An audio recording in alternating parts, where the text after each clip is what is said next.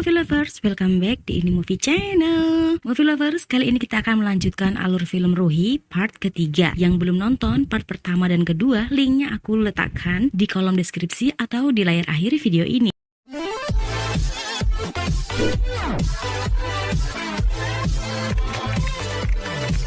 Sebelumnya Bauer dan Katani berkelahi karena di antara mereka tidak ada yang mau mengalah untuk mengorbankan cinta mereka. Tapi perkelahian mereka berhenti ketika Katani melihat tubuh Ruhi yang tergeletak di pinggir sungai. Katani kemudian memanggil Baura saat tahu yang ia lihat bukan wajah pacar hantunya. Saat Baura membangunkan Ruhi, bosnya kemudian menelpon dan berkata agar mereka mengembalikan Ruhi ke Mujrabat dan membuangnya di tempat sepi karena polisi sedang mencari gadis itu. Tapi Baura menolak dan berkata kalau mereka terjebak cinta segitiga. Setelah menikahinya, ia akan mengembalikan Ruhi dengan hormat. Kemudian Baura pun bersiap-siap untuk pergi mencari tempat aman untuk mereka bertiga, maksudnya mereka berempat, untuk menghindari dari bos mereka. Sementara Baura berpesan kepada Katani untuk menjaga Ruhi dan monster itu saat ia pergi. Dan sebelum pergi, Baura pun menyempatkan untuk melihat Ruhi dan memberikan bunga kol dengan maksud dan tujuan untuk memberikan kekuatan pada Ruhi. Agak aneh sih, tak lama saat mereka berdua saling berbicara, ternyata penyihir itu tiba-tiba datang dan membuat Baura kaget lari ketakutan. Katani yang tahu kalau kali ini pacarnya datang tersenyum dan menemui penyihir itu sambil membawa boneka kayu untuk pacarnya itu. Tanpa rasa takut, ia bertanya nama hantu pujaannya itu, Abza. Ya, Ruhi dirasuki oleh penyihir bernama Abza. Sementara Baura keliling ke sana kemari mencari dukun yang dapat menyembuhkan Ruhi. Katani justru malah asik berpacaran dengan pacar hantunya itu sambil bermain tebak-tebakan. Tapi tiba-tiba dua anak buah bosnya datang dan memukul Katani.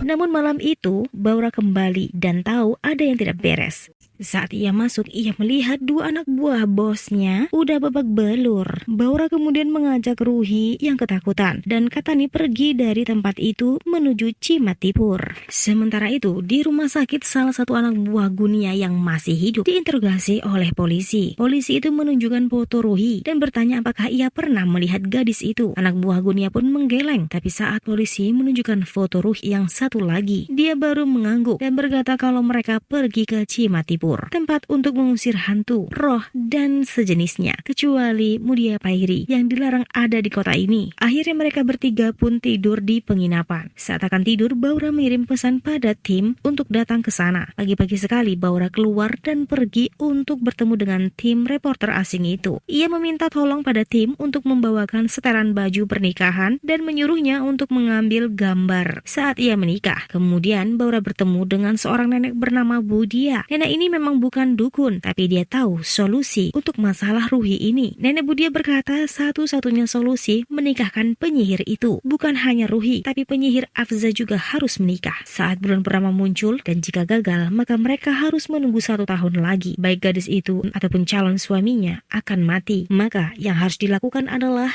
membuat pernikahan palsu. Ya, jadi Baura harus menikah dulu dengan wanita lain, baru menikahi penyihir itu. Dan saat penyihir itu tahu kalau suaminya sudah beristri, maka ia akan murka karena dia tidak suka menjadi wanita simpanan dan akan meninggalkan tubuh gadis itu. Sekarang mereka hanya perlu mencari seorang gadis yang kehilangan semangat hidupnya untuk dijadikan istri Baura. Baura dengan senyum nakalnya meminta si nenek untuk jadi pengantin wanitanya. Tentu saja si nenek itu menolak mentah-mentah. Lama berpikir, akhirnya mereka mendapatkan ide dengan menjadikan seekor anjing betina untuk jadi pengantin wanitanya Baura. Ada-ada saja. Katani yang mengetahui tindakan Baura merasa kesal. Ia kemudian membawa paksa Ruhi pergi, tapi Ruhi berhasil kabur dan bersembunyi. Sementara itu, di sisi lain, pernikahan palsu Baura dan anjing sedang berlangsung. Seorang pendeta yang tahu Ruhi dirasuki oleh penyihir Mudia Pairi berusaha untuk membawa Ruhi dengan paksa, tapi Ruhi terus memberontak hingga ia berubah menjadi penyihir Afza dan mengamuk. Semua orang pun lari ketakutan. Sementara itu, Baura heran melihat orang-orang berbondong-bondong menantikannya berlabuh dari perahu. Ia hampir saja dikeroyok massal. Mereka marah pada Baura karena sengaja membawa gadis yang dirasuki roh Mudia Pairi. Baura berkata ia berjanji akan mengeluarkan penyihir itu.